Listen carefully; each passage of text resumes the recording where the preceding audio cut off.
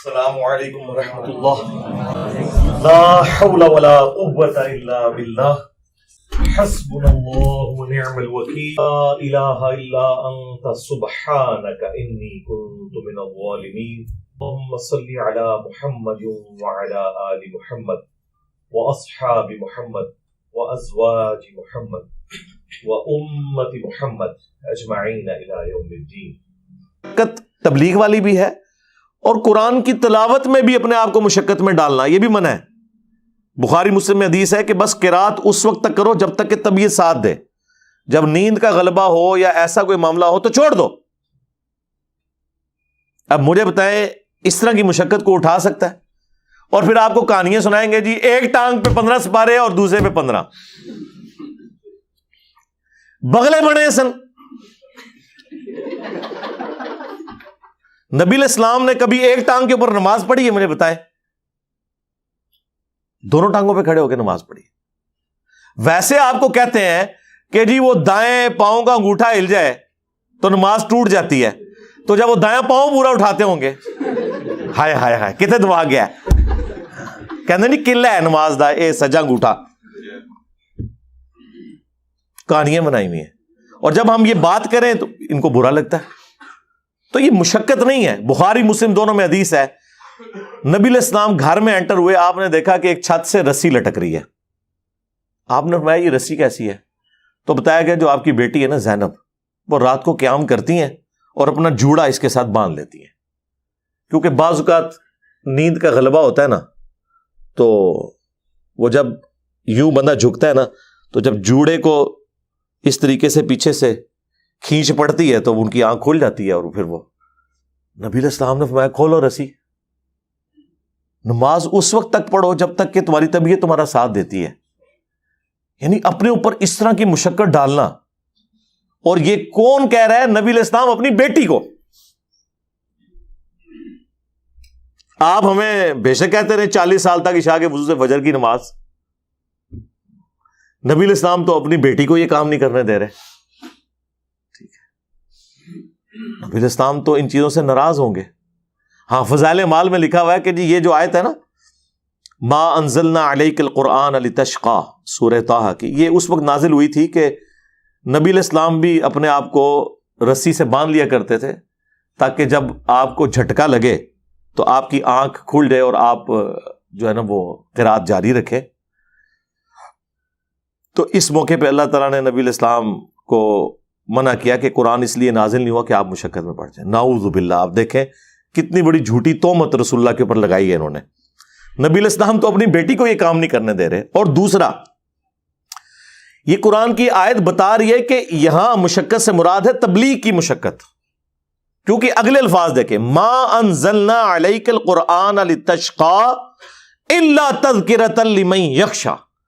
یہ اس لیے نہیں نازل کیا کہ آپ مشقت میں پڑ جائیں کہ لوگ ایمان کیوں نہیں قبول کر رہے. یہ تو صرف ان کے لیے نصیحت ہے جو ڈر جائیں. فَلَعَلَّكَ بَاخِعٌ نَفْسَكَ عَلَىٰ آثَارِهِمْ إِن لَّمْ يُؤْمِنُوا بِهَٰذَا الْحَدِيثِ آسَفًا. کیا اپنے آپ کو اس غم سے ہلاک کر لو گے کہ لوگ اس قرآن پر ایمان نہیں لائے؟ یعنی نبی علیہ السلام کو تبلیغ کے اعتبار سے یہ بات کی جا رہی تھی، نہ کہ اس اعتبار سے جو یہ لوگ مانا لے رہے ہیں. وہ بھی کرالری کے طور پہ درست ہو سکتا ہے لیکن وہ بعد کی بات ہے. تعویل خاص میں تو یہ اس معاملے میں تھی، لیکن فضائل مال میں انہوں نے لکھ دیا. اور ظاہر ہے اس طرح کی باتیں اس لیے لکھی کہ فضائل مال کے مقدمے میں خود انہوں نے لکھا ہے کہ طبیبوں نے یعنی ڈاکٹرز نے مجھے ایک ذہنی مرض کی وجہ سے، مرض بھی ذہنی، چند دنوں کے لیے دماغی کام سے روک دیا تھا کہ یہ آپ کے ذہن کے اوپر. تو کہتے ہیں کہ میرے پیر صاحب جو ہیں مولانا الیاس کاندھلوی جنہوں نے تبلیغی جماعت بنائی تھی، بڑے عرصے سے انہوں نے مجھے ریکویسٹ کی بھی تھی کہ آپ کوئی ایک سلیبس تبلیغی جماعت کے لیے لکھ دیں. یہ جو 6 نمبر پڑھتے ہیں تو آپ ریٹن میں کر دیں تاکہ اس میں سے پڑھ کے، پہلے اس کا نام تبلیغی نصاب ہوتا تھا، فضائل اعمال، فضائل حج، فضائل درود، یہ سارے اس کے چیپٹرز تھے. تو وہ کہتے ہیں میں نے فضائل صدقات بھی ہے اس میں نے یعنی فرصت کے ان ایام کو غنیمت سمجھا اور میں نے کہا کہ اچھا آگے الفاظ دیکھیں. وہ کہتے ہیں کہ اگر یہ اوراق پسند خاطر نہ بھی ہوئے یعنی جو میں لکھ رہا ہوں اگر یہ شیخ کو نہ بھی پسند آیا میرا نصاب، ویسے پسند آیا، وہ آج تک پڑھ رہے ہیں، قرآن پڑھنے کی توفیق نہیں ہوئی ہے.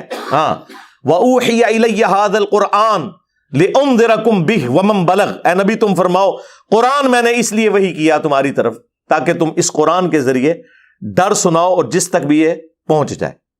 آج بھی آپ رائے ونڈ چلے جائیں، قرآن کا ترجمہ نہیں رکھا ہوا انہوں نے، اپنا بھی نہیں رکھا ہوا شری تھانوی کا. جی اختلاف پیدا ہوتا ہے. میں نے جب ان کے سٹال والے سے پوچھا نا، رائے ونڈ اجتماع میں گیا، یہ بات ہے 2 نومبر 2007 کی، تو آج بھی بائی چانس نومبر کا ہی مہینہ، آج 13 نومبر 2022 ہے، تو میں کتنی پرانی بات آپ سے کر رہا ہوں. تو کہتے ہیں حضرات کہتے ہیں قرآن سے اختلاف پیدا ہوتا ہے. میں نے کہا قرآن میں تو لکھا ہوا ہے کہ یہ کتاب یہود و نصارہ کے اندر جو اختلافات ہیں ان کو بھی دور کرتی ہے، جو انہوں نے ٹیمپرڈ کتابوں کی فارم میں. اور آپ کہہ رہے ہیں اختلاف پیدا ہوتا ہے. نہیں جی وہ فرقوں کا اختلاف. تو میں نے کہا آپ احمد بریلوی کا بھی ترجمہ رکھ لیں، آپ اشرف تھانوی کا بھی رکھ لیں، آپ جوناگڑھی کا بھی رکھ لیں، سید فرمان علی شاہ کا بھی رکھ لیں. تو زبانی پڑھنے کے اوپر زور دیا ہوا ہے. تو اس میں لکھا وہ اوراق جو ہیں وہ پسند خاطر نہ بھی ہوئے تو تب بھی میرے خالی ایام تو اس بابرکت مشغلے میں سرو ہو ہی جائیں گے. وہ کہتے ہیں چلو میرا ٹائم تو پاس ہو جائے گا. ادھر جو کچھ نہ بھی نکلیا، جو کتاب ٹائم پاس کرنے کے لیے لکھی گئی ہو، آج اس کے بارے میں مولانا تقی عثمانی صاحب بھی کہتے ہیں کہ جی دنیا میں قرآن کے بعد سب سے زیادہ پڑھی جانے والی کتاب ہے. یہ آنر کے طور پہ بتاتے ہیں. کہتے ہیں نہیں کوئی لمحہ ایسا نہیں گزرتا، جس طرح ہم کہتے ہیں نا کوئی لمحہ ایسا نہیں گزرتا کہ دنیا کے کسی حصے میں اذان نہ ہو رہی ہو اور اللہ کے ساتھ اس کے محبوب کا نام نہ بولا جا رہا ہو صلی اللہ علیہ وآلہ وسلم. وَرَفَعْنَا لَكَ ذِكْرَكَ کے تحت اللہم صلی علی محمد وعلی آل محمد. تو وہ کہتے ہیں نہیں کوئی لمحہ ایسا نہیں گزرتا کہ دنیا کے کسی حصے میں فضائل اعمال نہ پڑھی جا رہی ہو. یہ کوئی آنر کی بات ہے؟